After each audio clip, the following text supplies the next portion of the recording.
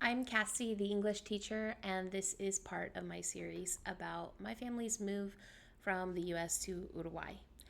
Today's video is going to be a little bit different because instead of teaching you how to do something, I'm going to, encourage you to do something different that I think a lot of people um, don't think about doing, at least for a while after they've moved here. And that is visiting the interior. So, if you look on a map of Uruguay and we look at it, it's kind of this wedge shape, right? Um, if you look up anything about Uruguay, it's always going to be articles about or pictures of. It's always focused on Montevideo, and I'm not mad about that because I do live here and I do really like Montevideo. So, you know, I'm not hating on Montevideo. I love it here. Um, but we tend to focus on the capital city. And for good reason. The capital city is basically half of the population. The capital city and the surrounding areas is half of the population of the entire country. So yeah, I mean, it's very heavy in this area. Then you have a beautiful, beautiful coastline. Uruguay has some of the most beautiful beaches and just like lagunas and beautiful, beautiful areas along the coast. So if you look at a population map, you kind of see this really heavy part around Montevideo, and then it kind of stretches out along the coast, right? You're going to have Colonia over here, and then up to the east, you're going to have Punta del Este is a really popular place to visit, and then going up to Rocha, etc. And then what gets neglected so much is the interior. And I want to make a video about this because I think that it has a lot to offer. It has so much to offer, and it really is so much of the culture of Uruguay that I feel if you live here or visit here and you never go into the interior, you are really not fully able to grasp what Uruguay is, what the culture is. And so I want to just highlight it. I am going to give some practical advice on visiting and what to expect. But this one is going to be a little bit more just talking about some of my trips and places I've been and why I think that you should make it a point to visit if you can. Obviously, if you're on a scouting trip for a few days, you need to focus on where you plan to live, right? But if you've been here for any amount of time, try to get there. So the interior really it reminds me. I grew up in rural Texas, so I grew up in a town of 3,000 people. About an hour south of San Antonio. And when I go into the interior here, I feel like I'm at home. Absolutely. So, first of all, I grew up on a cattle ranch. And so here, there's 4 cows for every human in this country. So those cows are somewhere. They're in the interior, right? And so you're driving along and it's just, beautiful fields, cattle. It's I don't know, it's very peaceful, it's very lovely. I'm sorry for the background noise. I think they're cutting down trees on my street and it's very loud. But I don't have any other time to make a video, so you have to deal with it. It's very rural, and again, it feels like rural Texas. Now, when I say the interior is like rural Texas, unfortunately, because of the way things are right now, their brains might go straight to politics, right? and might feel like, oh, okay, so I don't want to go. And that makes me kind of sad because actually growing up in rural Texas, I don't know, politics weren't that big of a part of my life back then. So it's like, ugh, I hate that that is a thing now. So imagine if you were going into rural Texas, but politics wasn't a problem. And that's Uruguay. So, people are going to ask, is it safe for LGBTQ people to travel around? And you might ask this because if you look on expat forums, sometimes if somebody asks, oh, how are trans people treated in Uruguay? Sometimes people will say like really crazy things. And honestly, when I see those posts, the people saying it are always immigrants. It's not Uruguayans saying this, but it's immigrants. And so I'm kind of like, what do you even okay. But when I talk to actual Uruguayans who live in these areas, when I visit these areas and talk to Uruguayans, when I teach in these areas and talk to my coworkers, when people comment on my videos and things, every Uruguayan I've talked to has said to me, yeah, like there's probably more people in the interior who wouldn't accept their kid for being trans or wouldn't accept their kid for being gay. Sure. But they're still not going to care if you are LGBTQ. Because it's just so antithetical to the culture here of minding your own business.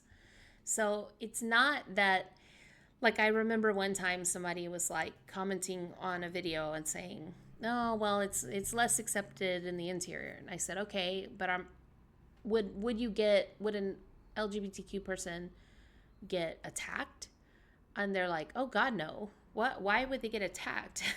You know what I mean? So you always want to, remember that we're comparing different places and things like that. So a person being less accepting in the interior than they are in Montevideo here in Uruguay is a totally different story than rural Texas versus Austin in the US. So that's just kind of my disclaimer.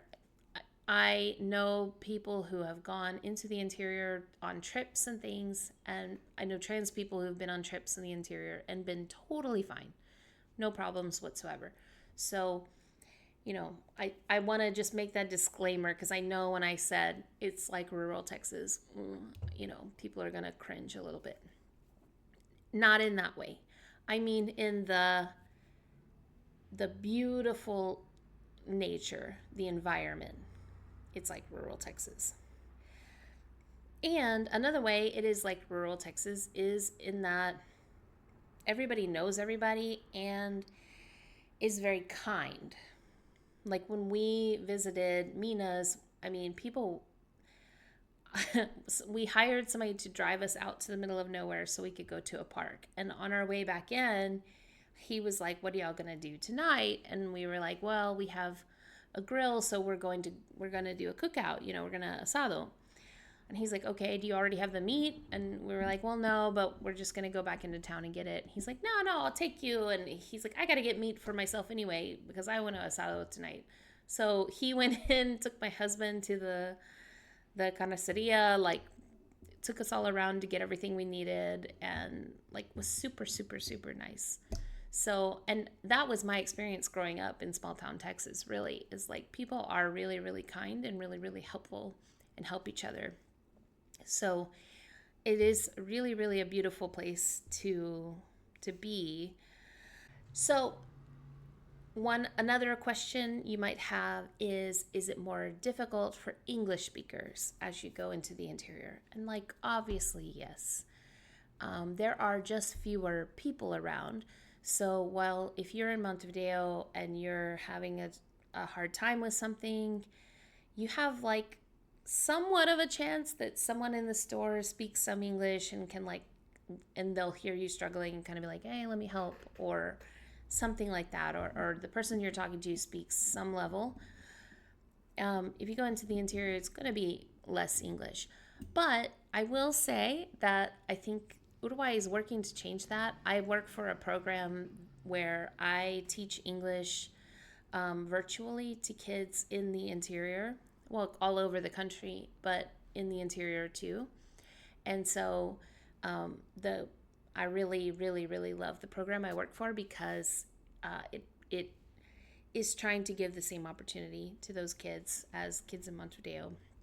And so, I think maybe in the next few years that would be different. But yeah, obviously it's going to be, with fewer people, there's less, just numbers wise, there's less of a chance you're going to run into somebody who can speak English. So that might be more difficult for you. And then the third thing is getting around requires a car, generally speaking, in these areas. There, there's not taxis as much. There are taxis in Minas because it is a popular destination. But even those taxis, like you gotta get their number when if you bus in and you're at the terminal, you need to get their number. And so you can call them because there's not a ton of taxis, you know what I mean? And you will have to call them and order that. So for most people who visit places in the interior, you're going to want to have a car, rent a car. I never have, but it's probably recommended. And I do want to say there are buses that go all over.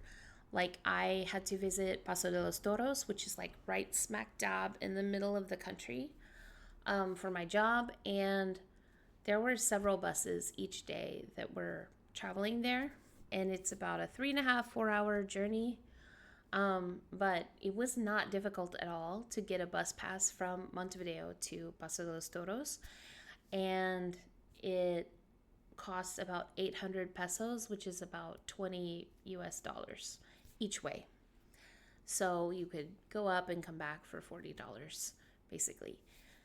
So, it's possible to get around by bus, but I think most people using the bus are either going to meet up with someone who has a car or in some way get around once they get to where they're going.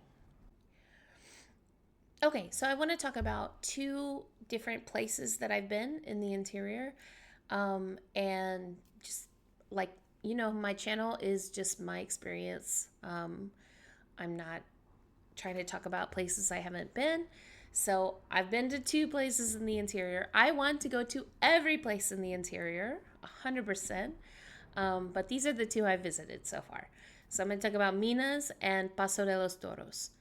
So Minas, I love Minas. Absolutely love it. Actually, it's really funny because we just visited Minas this year. Here you have a week during it would be Easter week in most places, but because of the secularism here, it's called Tourism Week. And so during Tourism Week, we went up to Minas. Our family did. And we had the best time. Absolutely, we loved it. We have been to other places in Uruguay. We have been to Piriápolis. We have been to Punta del Este. We've been to La Paloma, which is up in Rocha on the coast. And my kids, we went to Minas and they were like, why did you waste all of that time at the beach when we could have been here? It's amazing here. They absolutely loved it. They were like, we would take this over the beach any day. And the reason is because Minas they're not mountains by any stretch of the imagination. They're hills, is what we call them, cerros. It is very, very, very similar if you've ever been to the Texas hill country. It's very much like that. Like rocky hills, not super tall, but you can get some elevation to make it just look really pretty. There's also olive orchards and vineyards and things. It's really, really lovely. And so, yeah, my kids were like, let's move to Minas. And I'm like, okay, well, we can't because we work in Montevideo. But maybe someday we'll move to Minas. I don't know. Minas is, if you are a rock climber, that's gonna be the place you go here in Uruguay to do that. It's really great for rock climbing. When my kids really like to go to a rock climbing gym here in Montevideo, and when we told them we were going to Minas, everybody went crazy. They were like, "Oh my God, that's so amazing! We love Minas." So it's definitely, if you like rock climbing, go there. If you like camping, it's a really really great place to go camping. There are campsites and things like that. Um, and just other outdoor things like horse riding. There's a lot of horse riding things you can take. Little like guided tours and things like that. So if you're like an outdoor person, you're gonna love Minas.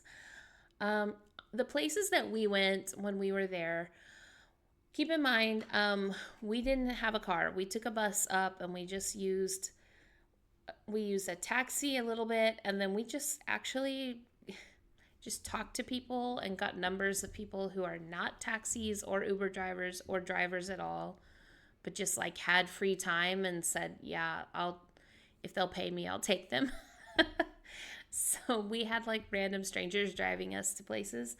Actually, had a blast. I really enjoyed it because we got to meet people and they told us about the area. But we went out to Salto de Penitente. That is, I would just say that's the best. That's the best place to go in Minas. If you have kids, especially if you have kids, 100%, because they have zip lines, and my kids just had the time of their lives. Like they they had never been on a zip line before, so keep that in mind. But they had a blast. So much fun on the zip lines. And then they also have like rock climbing that even kids can do. Like they have like the belay and the harnesses and everything. And the guy who runs it is like such a sweet person. He's amazing and he loves kids. And like he's just really good with kids. Like my kids immediately adored him. So definitely, and they do horse riding. My kids have ridden horses a lot at my family's ranch, so we were like, no, zip lines all day long, like let's do zip lines and climbing. But yeah, it was wonderful. That's like my number one thing I would say if you have kids. If you don't have kids, I don't know. I mean, the climbing is not like, it's climbing for people who aren't climbers. You know what I mean? It's like he puts you in a harness and teaches you how to climb. So you know what I mean? Like if you're really intense into climbing, there are other places you can go climb in the area. You could start there and ask around. That would be the climbing community in the area hangs out there. So you could ask where you can climb. The other place that we went while we were there, we were only there for 3 days, so I wish we were there longer. We went to there's like an UTE park, that's the electric company. There's this big giant park, and then kind of in the middle of it is Parque de Minas, and it's kind of like a resort. Like if you've seen like the Marvelous Miss Maisel, like where they go in the Adirondack Mountains for their little summer camp, it's like that. Like they have activities going on, people stay there for a long times. It's lovely. We were only there, we didn't stay there, mostly because we're really bad planners and I waited till the last minute to find a place and it was booked. uh, so we stayed in an Airbnb close by, but you can buy a day pass so that you can like go on all the trails, see all the things, and use the pool. And there's an indoor pool, so even if it's cold, there's a really really nice indoor pool. Actually, it was really lovely. We had a blast. So next time we go, maybe we'll hope to stay in that hotel because that was really really lovely. And I could see if you took a bus up and took a taxi to that hotel, and you could stay for several days at that hotel and have a good time.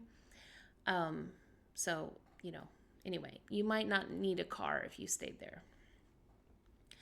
Villa Serrana is an area close by. We did not go there. Again, I waited till the last minute to buy tickets and they were sold out. Everywhere to stay up there was sold out. And we are not camping people. We are very much outside people, outdoors people. But we hate camping, just mostly because I cannot be bothered to carry all of that stuff. But my really good friend here loves camping, and that is like her favorite place. Like, that's where she went on her birthday. She loves it there. So if you like camping, look into Villa Serrana. There's other places like Cerro Arequita. I didn't go there, but it's like it kind of like Enchanted Rock a little bit in the Texas Hill Country. I'm sorry if you're not from Texas. That's what I know, so that's what I'm comparing it to. I'm sorry. This area, Minas, is about 2.5 hours outside of Montevideo by bus. So, and it's directly north of Piriápolis. So Piriápolis is like a town about an hour and a half up the coast from Montevideo, and if you went straight up, you hit Minas. The other place I've been in the interior is Paso de los Toros. Now, if you spend any time here in Uruguay, the reason that you're going to know Paso de los Toros, okay, so there is a soda made by the Pepsi Corporation, I think, that is like grapefruit juice flavored, pomelo. And it is called Paso de los Toros. So you'll see the name everywhere you go. But it's actually this pretty small town right in the middle of the country. Like, boom, right there in the middle. There's a big giant lake. If you look at a map of Uruguay, big giant lake, Paso de los Toros, is on the part of it that has the dam that creates the lake. And the population of the town is 14,000 people. So it's a really small town. I had the absolute honor and pleasure to go last week to visit a class that I teach there.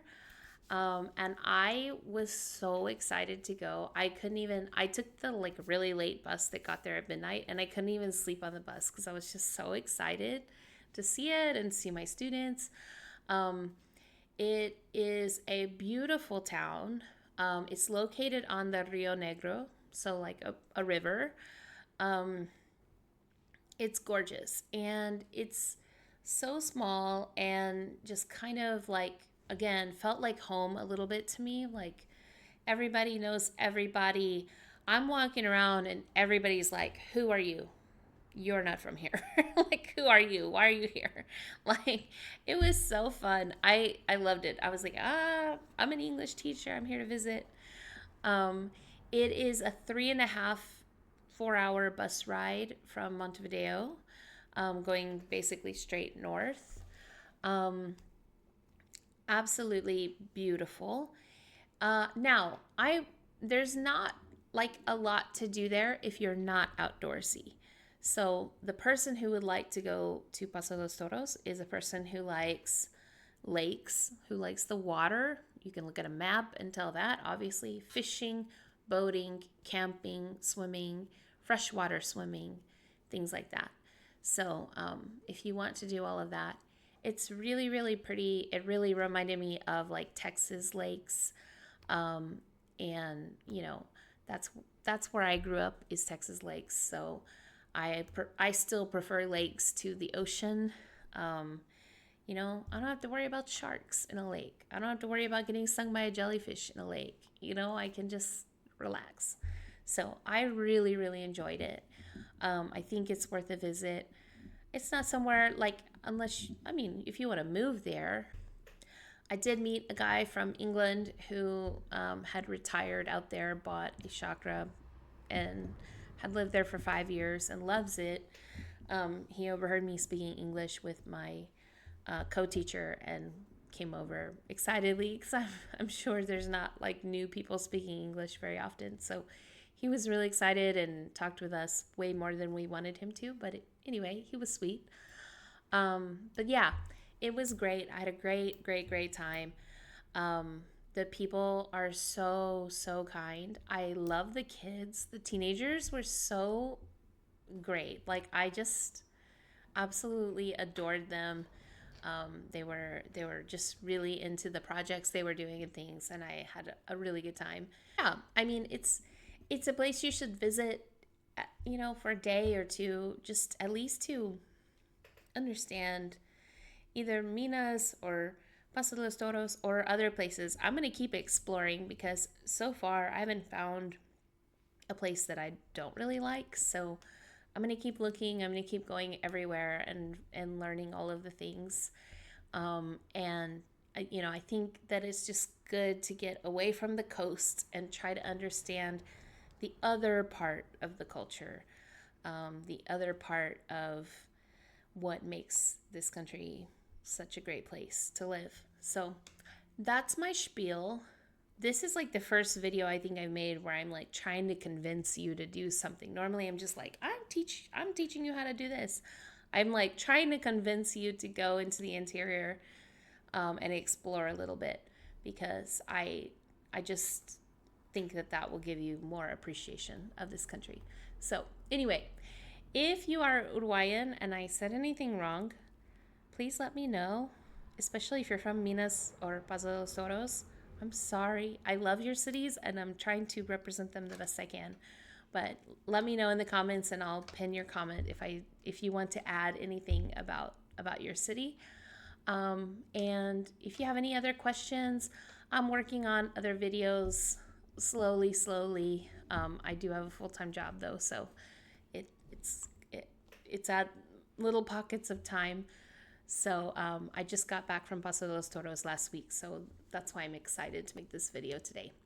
Anyway, like, follow, do all the things, and I'll see you next time. Bye.